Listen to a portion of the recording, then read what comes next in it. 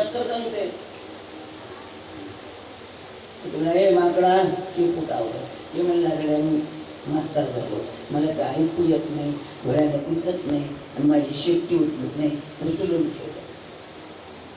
म्हणला काय काम सांगायला मी एवढा शक्तिमान आहे बाबा मी म्हातार झालो की माझ्या ते तुझ्यासारखी शक्ती नाही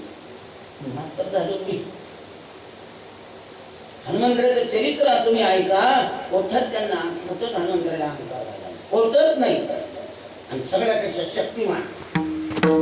सेवक झालं काय त्याने अशी मोठ घातली